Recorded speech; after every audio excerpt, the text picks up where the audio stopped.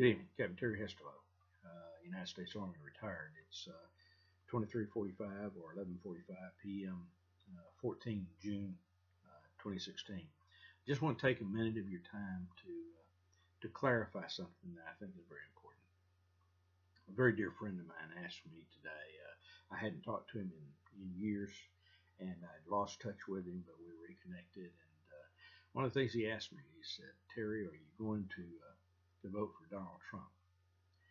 And I really had the sense that for him everything depended. He's depended upon my answer, and I said, "Well, yes, I am." I said, "Reason demands that I vote for Donald Trump." And here's what I want you to think about: the Communist Party has taken over the Democratic Party in the United States, regardless of your family and your history and all of that, your family history. Back in 1968, at the Democratic National Convention, in effect, the communist movement finally gained control, total control of the Democrat Party. It had a lot of influence up to that point, but it finally made the transition complete. I've often associated it with the old original movie from the 50s. It's the Invasion of the Body Snatchers. Well, the Communist Party USA really did snatch the Democrat Party because they realized that the Communist Party USA would never win an election. So they had to infiltrate and take over the Democratic Party. Today, that party has produced the likes of Barack Obama and Hillary and Bill Clinton. Now, I want to make sure that you understand this. I want to say this clearly. I don't want to take much time. I do want you to think about it, because I think it's really a moment in history when we make a decision whether or not we're going to preserve our nation or we're going to throw it all away. Barack Obama, regardless of whatever anybody else may say, his own history, who he is, who raised him, who he identified with, who his mentors were, they are all communists.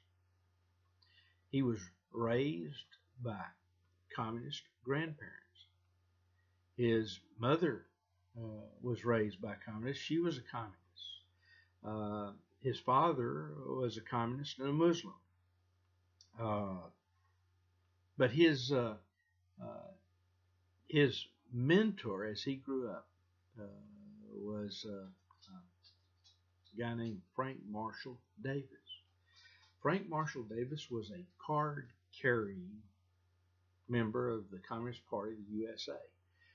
In fact, his number is 47544. He's passed away now, but that was Frank Marshall Davis's card number when he was a member of the Communist Party.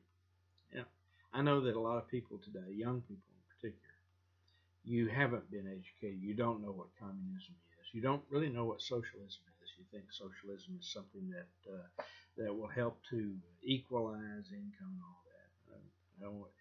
The only thing it will equalize is it will spread poverty, equalize poverty across the nation. But here's what I want you to understand. The Communist Party owns Bill and Hillary Clinton, and owns Barack and Michelle Obama, owns John Kerry. The Communist Party has taken over the Democrat Party. So what we're really talking about here is, will we elect someone who has for all of his life operated within the free market system, or will we elect someone who is a communist? Barack Obama is a communist, and he has spread the mantle on the shoulders of Hillary Clinton. Hillary Clinton is a communist and will will implement. Listen to her. Read the Communist Manifesto and see what it is that they wanted to do. All of the things that you see going on in the country today is directly related to the Communist Manifesto and the goals that they have, particularly to break down the family, break down the family unit, make everybody dependent upon the government. And here's what I want you to also remember. If you think that Barack Obama was a bad president, I want you to know that even though they haven't talked about it, I can promise you that if Hillary Clinton is elected president, the first nominee that she will make to replace a justice on the Supreme Court will be named Barack Hussein Obama. She will make that because it's the most reasonable pick for her. He is a relatively popular former president of the United States. Not only is he a former president, but he is a man who is half black and half white. And the Senate of the United States of America is the most cowardly group of people, aside from the Pentagon, of anybody in this country today. And they will overwhelmingly, they may by unanimous vote, confirm Barack Obama to be Supreme Court Justice, because they're deathly afraid that they'll be called racist if they don't. Regardless about his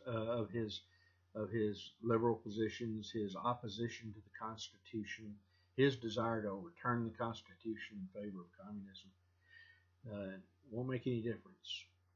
They will fear being called a racist more than they love the country, and they will confirm him.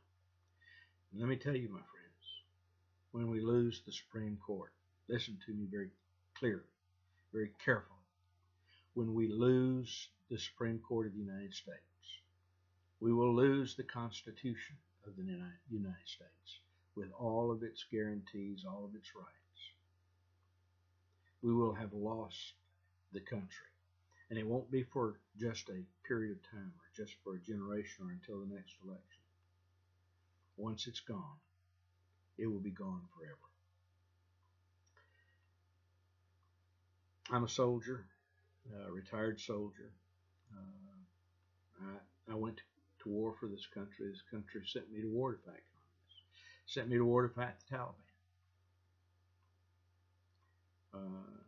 But there are generations of Americans that have given everything, given not only their lives, but their hope of having family. And if you think about the people that we don't even know now because they were never born, because families were never started, from the generations of people who have given their lives so that you can live in freedom. If you don't think you owe it to yourself and to your children, you owe it to the price they paid as they bled into the ground of foreign countries. They died so that you can be free. You may not like Donald Trump. It doesn't make any difference. Donald Trump has identified 11 constitutional conservatives that, by any measure, would be excellent Supreme Court justices, regardless of anything else. They understand the Constitution, they love the Constitution, and they'll guard the Constitution. We need that kind of a president to make those kinds of nominations. So it's up to you. If you hate Donald Trump so much that you'll destroy the country, then shame on you, because you'll sell out your family, and you'll sell out your neighbor, you'll sell out your brothers and your sisters, and you'll sell out everyone who has sacrificed their lives so that you can live in freedom. So I challenge you today. If you got stuff in your neck and you don't think that you can vote for Donald Trump, you just think about Barack Obama being the next Supreme Court justice. And if you're good with that, then you and I, we ain't friends. That may not mean anything to you. But you are not a patriot if you'll let this country go to the communists. That's all I've got to say for tonight. This is Captain Terry Hestilow, United States Army retired, and I'm out.